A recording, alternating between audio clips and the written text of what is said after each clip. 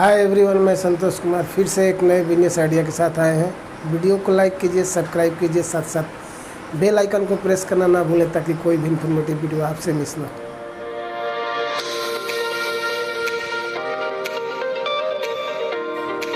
साथियों, आज आप जानेंगे कि कुरियर का बिजनेस कैसे किया जाता है या कुरियर का फ्रेंचाइजी कैसे लें।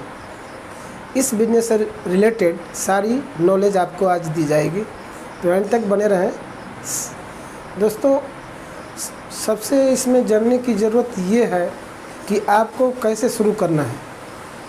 शुरू करने के लिए फ्रेंचाइजी बहुत सारा रन कर रहा है पहले से, कुरियर फ्रेंचाइजी के लिए तो ये पहले से रन कर रहा है, तो उसमें आप पहले कंफर्म हो लेंगे कि किस में लेना है। जेटलाइन कुरियर सर्विस है, DTDC है, बहुत सारा इस तरह से कंपनियां हैं जो फ्रेंचाइजी के तौर पर काम कर रही हैं।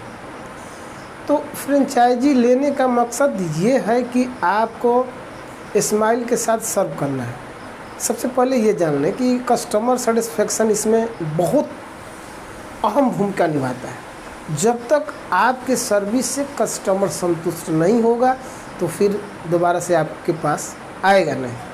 अब फ्रेंचाइजी लेने के लिए क्या करना है कि कुछ सिक्योरिटी मनी के तौर पर कंपनियां 50,000 से 1 लाख रुपए अमाउंट लेती हैं।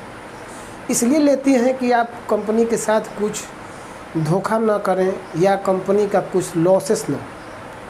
तो इस तरह से आप पहले डिसाइड करेंगे कि हम कौन सी कंपनी का फ्रेंचाइजी लेना चाहते हैं कुरियर के लिए। दूसरा पॉइंट कि कहाँ पे आप सेटअप करना चाहते हैं।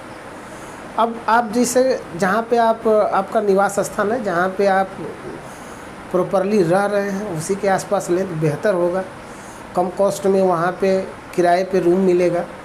एक रूम तो आपको लेना ही पड़ेगा, जिसमें स्टार्टिंग में अगर आपके पास लैपटॉप या इंटरनेट या इस तरह का नहीं है तो आप मोबाइल से भी अच्छी तरह से काम चला सकते हैं।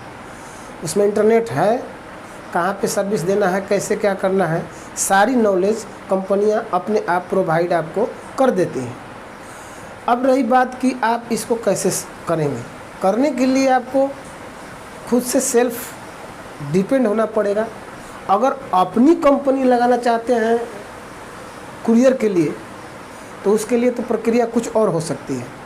जैसे आपको रजिस्ट्रेशन कराना होगा, आपके पास वाहन होना चाहिए ट्रांसपोर्टेशन के लिए, ड्राइवर होना चाहिए, ऑफिस अटेंडेंट होना चाहिए जो ऑफिस को संभाल सके, साथ ही कुछ अमाउंट्स भी होना चाहिए जो कि सर्विस प्रोवाइड कर सके। तो ये तो कुछ अगला प्रोसेस हो गया। लेकिन जब आप किसी के साथ फ्रेंचाइजी लेते हैं तो हमें काम उसी के तौर पर करना है, उसी के हिसाब से काम करना होता है। उसका सब कुछ होता है, रजिस्ट्रेशन वगैरह सब कुछ होता है और बोर्ड आपका उसी का लगेगा, काम आपको करना होता है। अब उसमें कैसे कैसे उसमें क्या करना है आप ये समझिए। कंपनी सर्विस देती है, कंपनी ले जाके प्रोवाइड करती है, किसी को डिलीवर करती है, पिकअप भी करती है। तो कंपनी का रूल्स होता है कि जैसे अगर आप कोई लेटर पोस्ट करते हैं तो उसका चार्जेज 30 to 50 रुपीज़ है। अब इसमें कोई docs material, non docs material, जैसे अगर कोई वेटेड चीज़ कोई पार्सल करते हैं तो उसके लिए उनका चार्जेज अलग हो जाता है। जैसे अगर 10 किलो है तो उसका 35 से 40 रुपये होता है। अगर उससे ऊपर का है तो इसमें कम कर दिया जाता है, 30 रुपये किलो के हिसाब से पार्सल हो जाता है। तो इस पैटर्न पे कंपनियां सर्विस प्रोवाइड करती हैं।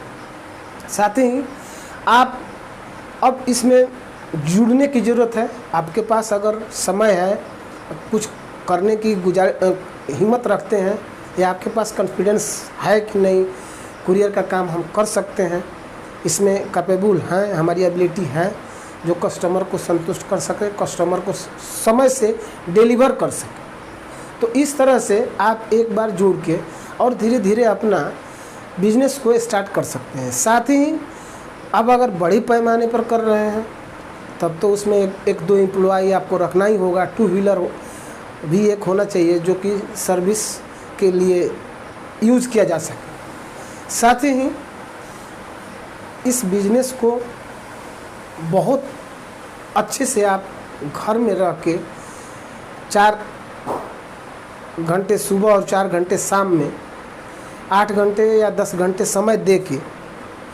आप बिजनेस करके अच्छा पैसा कमा सकते हैं। तो बिजनेस आइडिया कैसी लगी? अच्छी लगी तो लाइक कीजिए, साथ साथ सब्सक्राइब कीजिए। आज तक के लिए इतना ही। नमस्कार दोस्तों।